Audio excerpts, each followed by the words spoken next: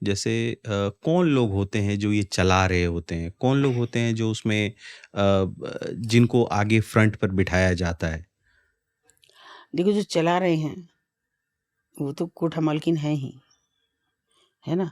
लेकिन असलियत में जो चला रहे हैं वो तो कभी पर्दे के सामने आते भी नहीं हाँ, है। ये कौन लोग हैं? अच्छे खासे लोग हैं, अच्छे खासे हैं कि जो इन्हीं की कमाई पे जीते हैं, जिनके पास कभी साइकिल नहीं होती थी, आज उनके बड़े बिजनेस चल रहे हैं। आज उनके बड़े मैं क्या कहूँ कि शोरूम्स हैं, घर हैं, लेकिन वो सड़ के मर रहे हैं।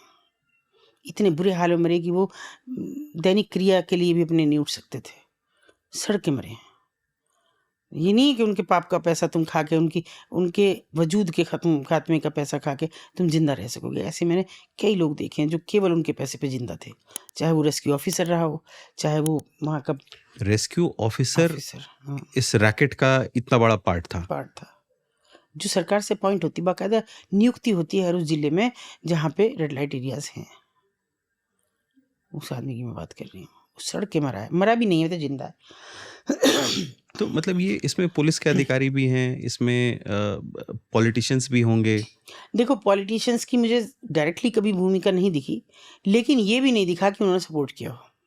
हाँ, मुझे ये बात नहीं कई बार समझ में आती है कि अगर उनको पता है कि ये इस तरह का धंधा नहीं है हम्म, जिससे पैसा कमाया जाए, हम्म। तो इसको डिनाउंस छोड़ क्यों नहीं देते? या उसको खत्म करने में मदद क्यों नहीं करते? पॉलिटिशियन कोई भी। नहीं, कोई कैसे करेगा? पुलिस के लिए तो जो है वो। जो क्यों? पुलिस पैसा का देने बड़ा वाला है। अधिकारी है, ना ना ना ना, वो देखिए किसी मैं, और तरीके से भी तो चलिए, पैसे नहीं नहीं, कमा मैं सकता आपको है। घटना बताती हूँ, उससे आप समझ जाएंगे कैसे ये होता है। एक बच्ची ने को मैंने निकाला। उसने मुझसे कहा कि मुझे वो आदमी लेकर, एक बड़े दलाल का नाम लिया, बुलाया, और मैं, एक एक पुलिस वाला है जो वहाँ आता है और मेरे साथ मारपीट करता था उसके कहने से। मैंने कहा वो कौन है? बोले जी ये तो मुझे नहीं पता, लेकिन पुलिस वाला है, क्योंकि वो रोज़ 250 रुपये और एक शराब की बोतल लेके आता है वहाँ से, मालकिन से, पिंप से। मालकिन से लेके आता है। मैंने कहा पहचान करोगी उसकी? हाँ कर दूंगी। मैं, डरना नहीं? मैं नहीं डरूंगी। आईपीएस ऑफिसर थे, ईपीएस ऑफिसर थे, थानाध्यक्ष थे, सारा अमला था। हमने कहा सर एक बात सुनो, ये पहचान रही है लड़की, सामने ला दो। बोले मैं किसको ला दूँ, सारे सिपाहियों को कैसे खड़ा कर दूँ? मैंने कहा सुनो, आप शनाख्त परेड भी तो करते हो, करा दो आज, अगर सच्चे हैं तो आज करा दो। मैं पहली थी वो बात मेरी जब मैंने जिद पकड़ा। मैंने कहा सर अब तो इस लड़की का देखना पड़ेगा, झूठ ये बोल रही है कि आप बोल रहे हैं। ठीक है, करा लो।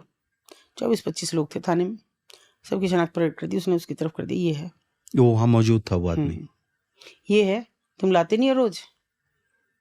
250 रुपये देती है आंटी और एक शराब की बोतल देती है तुमको?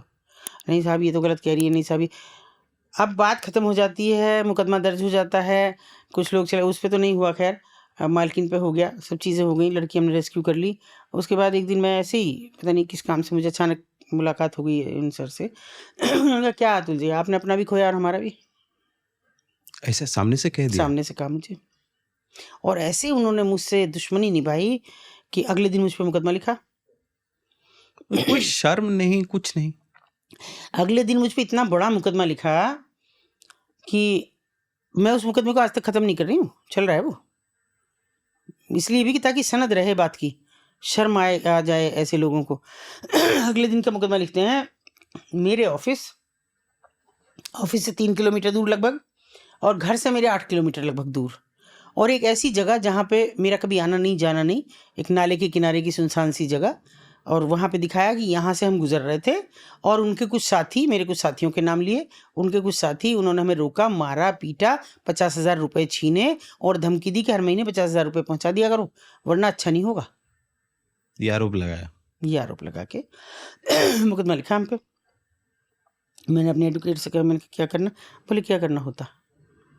अरे जज यूं ही जमानत देगा, इसमें सबको पता है कल क्या हुआ था। और उसी दिन सेम डे अखबार मेरा मीडिया ने बेहद साथ दिया, हमेशा, आज तक भी देते हैं। उसी दिन अखबारों ने लिखा एक तरफ तो कि संकल्प का साहस पास, पुलिस फेल, और दूसरी तरफ हम पे वो मुकदमा। मैंने कहा भैया क्यों लिख रहे हो इसे भी, इसको भी उसमें मर्ज कर दो। ना ना, सबको पता है झूठा है। फिर मैंने उससे कहा, उस आदमी से जिसने लिखा है, बड़ा दलाल था, मैंने कहा तुझे शर्म नहीं आई? बोले आई। फिर क्यों लिखाया? बोले उन्होंने कहा। ये ऐसे नहीं मानेंगी। मतलब पिम्प को शर्म आ रही है, पुलिस वाले को शर्म नहीं ना आ रही है। कि वो ये ऐसे ना मानेंगे, इनको भाई दबाओ, इन पे 10-20 मुकदमे ठोको तो अपने आप रास्ते पे आ जाएगी। तुम लोग इतनी सी अदना सी औरत से डर गए। हाँ, मैं कुछ चीज़ें करती हूँ, जैसे फिर वो सिपाही मेरे घर आया, मैं ऊपर थी और नीचे आया, नीचे मुझे किसी ने, मेरे शायद कुछ वॉलंटियर भी घर पे बैठे थे, और उन्होंने कहा मैम वो सिपाही आया। मैंने कहा तुम मेरे पास तक ऊपर आए क्यों? मुझे तो उससे नहीं मिलना, मेरे घर क्यों आया? पहली बात तो मेरे घर में किसी को बर्दाश्त नहीं करती हूँ। इसलिए नहीं कि मुझे अपनी फैमिली की सेफ्टी पहले थी।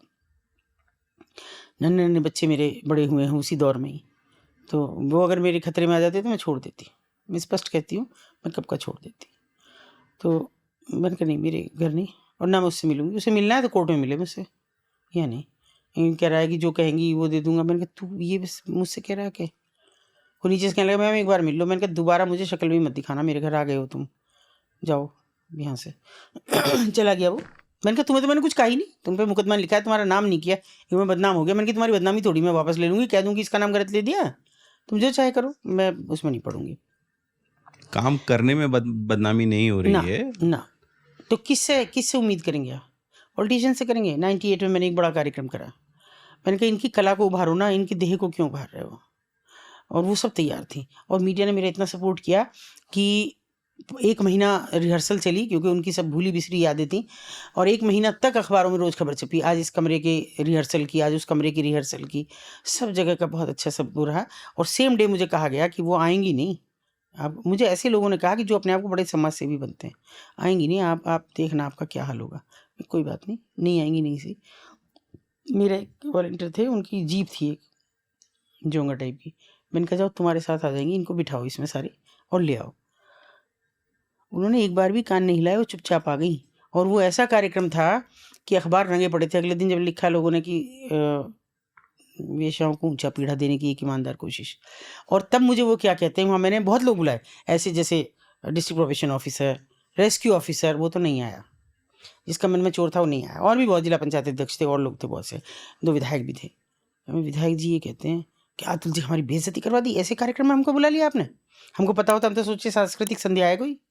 मैंने कहा ये सांस्कृतिक संध्या नहीं थी, क्या था इसमें? वो कुछ अश्लील प्रदर्शन कर रही थी, उनकी जैसी गज़ल तो आप गा भी नहीं सकते ज़िंदगी में। जो वो गा रही थी, लोग पिन ड्रॉप साइलेंस करके सुन रहे थे, आपको ही बुरा लगा। ये पॉलिटिशियन की सच्चाई है।